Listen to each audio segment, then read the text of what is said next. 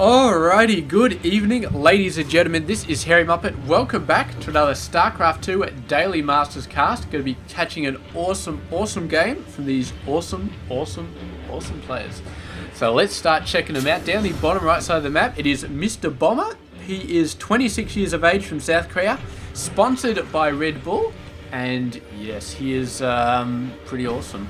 And his opponent up the top left side of the map, Mr. SOS, he is 20 years of age from South Korea, plays for the Jin Air Green Wings team. So it's going to be great to see these guys play off against each other. It's also going to be awesome. But anyway, let's start talking about the game. There's really not a lot happening in the game so far.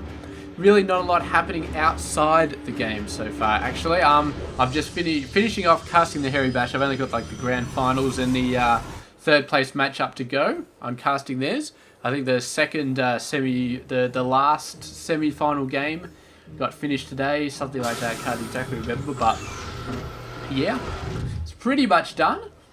And yeah, so not a lot else happening. The Hairy Bash number 4 will come around in. Let me think for. I think August sometime. So another month off before we start doing that. And yeah, they keep going every 2 months, so not a lot happening otherwise. Just sort of getting along, casting some games, doing some stuff. Yeah, not a lot is happening at all with me. So yeah, I'll probably just stop talking about it. We will have a bit of a scout over here, so it's a very fast third base coming down from there. Mr. Bomber does have his own expansion coming down there. Got to be a little bit behind SOS's, but still, yeah, still not too far behind. It is going to make a little bit of an impact though, so I would imagine that SOS is going to have a little bit of a worker advantage for their up to about the 10-15 minute mark, something like that. Should be able to have that, and yeah, it's going to come down to the fact that Bomber is probably going to be having to build a early third base inside his main area and start pumping workers off that if he actually wants to get into a position where he's got equal worker numbers. Otherwise, SOS will be leading for a very decent amount of time until they get to their maximum number, which is like 50 or 60 or however many they decide to go for. We can see he's got 24 over, so he's 4 workers ahead right now. Chrono Boost is going to spit that out a little bit further. He's not really Chrono Boosting much at the moment.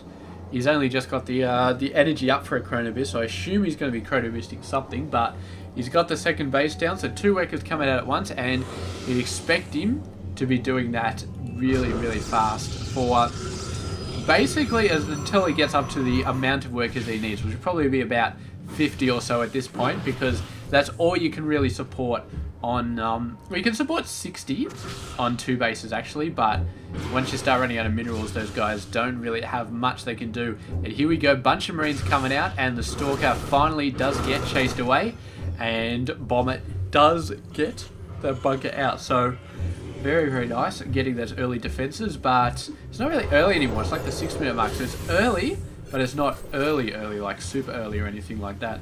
So yeah, we can see the gap starting to come out here, 33 over 26, and Bomber definitely the only way he's going to catch up in the next 5 or so minutes is by getting that early third base just for popping out workers. Oh, just gets blown up. Does see this base, but really not much else. You can see there is a Stargate on the already out on the map. There is 1 Oracle out on the field and going out and zooming around, having a great time. Not really much anti-air defenses here. Does he know about the Oracle? My guess is no. Absolutely not. So yeah, what is he going to be doing? I'm not too sure. So yeah, let's have a look here. The Oracle's coming around the other side. There is a bunch of Marines protecting this one, so this one is going to be quite fine. It's this one which is open to attack. So SOS choosing the wrong base to go in for, and he's going to find that out to his cost when he comes in here. Sees all the workers, could potentially kill out a couple of Marines, but for the most part getting destroyed. Marines running all over the place, and now Bomber is going to be scrambling a bunch of them to keep this base pretty safe. So That base is going to be fine. They really need to be watching the top side because he has circled around quite a bit, but yeah, he's still going to be fine. No worries at all. He's got the pylon coming down for some zealots a bit later in the game. It's going to be a great position to be throwing zealots at this base and even the natural base. If he can potentially do it quickly, but I'm not sure. He is getting zealot legs pretty quickly, but we will see if a ton of zealots does follow that out. So here we go. We do not have a fast third base coming out for Mr. Bomber, so he's going to continue to lag behind on those worker numbers. SOS continuing to go nuts. He's almost at 50 workers. This guy continuing to try and just test the boundaries right there. Not really finding any easy entrances. He's killed 2 Marines so far. No workers that I know of. No, actually he did kill 1 worker. There was a worker that was killing this geyser, I believe, which he has not actually continued to build. So Bomber not quite keeping an eye on that.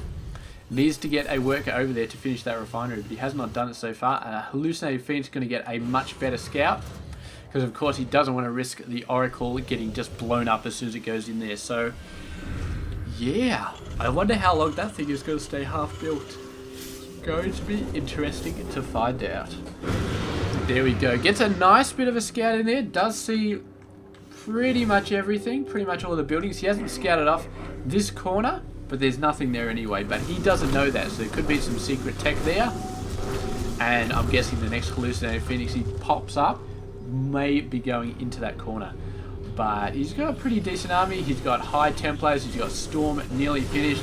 It's an excellent army to be facing off against the Triple M that Bomber is shooing out. And he's going for the majority of his forces are Marines, with a few Marauders here and there. And mainly Marines. So SOS already with the tech researched to do a ton of damage. We're going to see the Storms coming down here.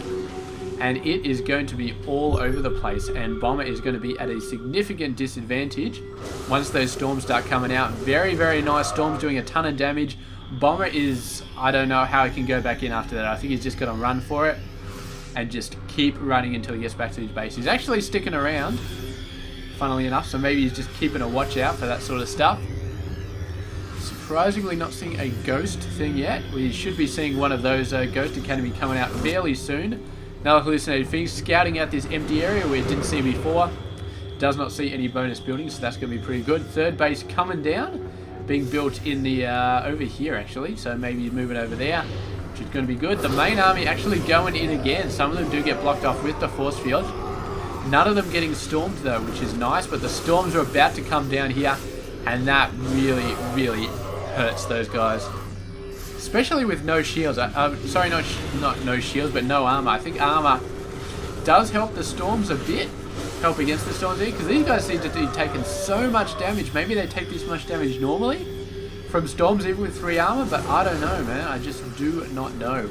Regardless, SOS is doing a great job at just continually owning this army. I mean, Bomber, he's sending in a ton of forces, continuously sending in a ton of forces, but he's taking so many hits. And if we just look at the resources lost, he is up.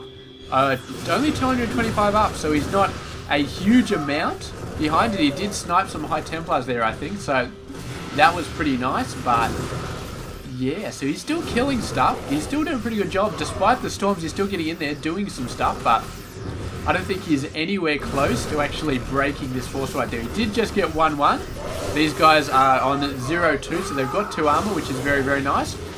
And there they go, doing a bit of some nice dodges on the Storms there for Mr. Bomber. He's got so many medevacs.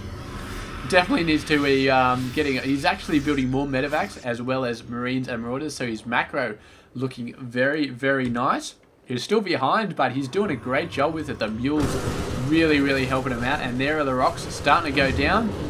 SOS, I don't know if he knows the rocks are coming down. He's just watching this base, ready for them to come down at any point. Finally moves out, finally realizes that maybe the rocks are going. I do not know. But yeah, he's in the dark right now. He's sending a Zealot in for a bit of a scout to get some reinforcements. He's like, where's the army? There it is, it's over there, and meanwhile there's a drop coming into his main base.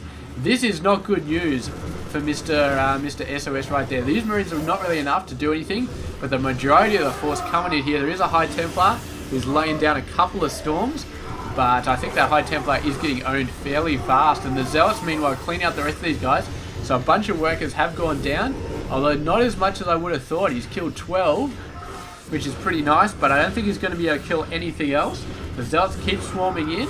And the Nexus is doing a great job at just absolutely owning those Marines bit by bit. The Medevac's just going to be shooting back out of there. The remaining army from SOS looking to take advantage of the situation, but does see a very, very large army of Bomber.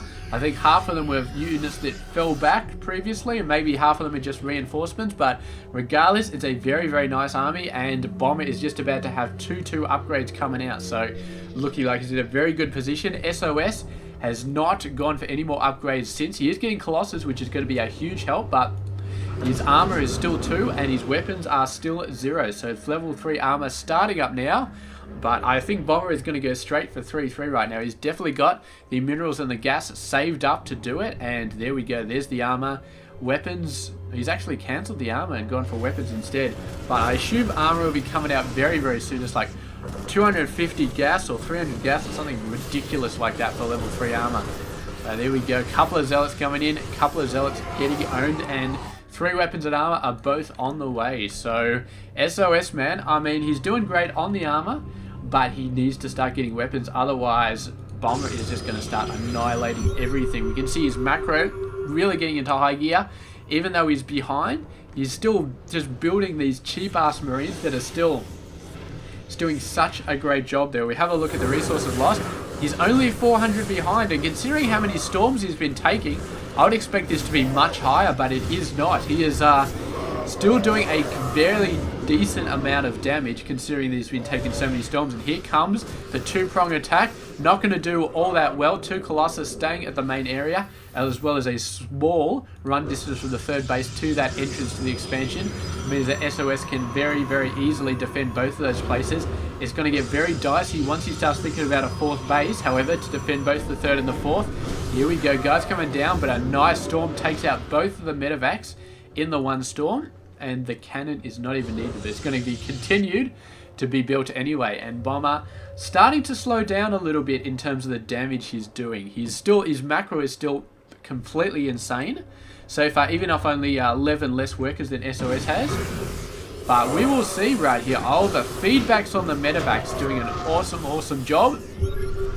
That's the problem with building so many medevacs. You end up with a whole lot left over with a ton of energy, and they are very, very easy medevac fodder. But he doesn't have a ton of medevacs anymore. He's lost quite a lot of them.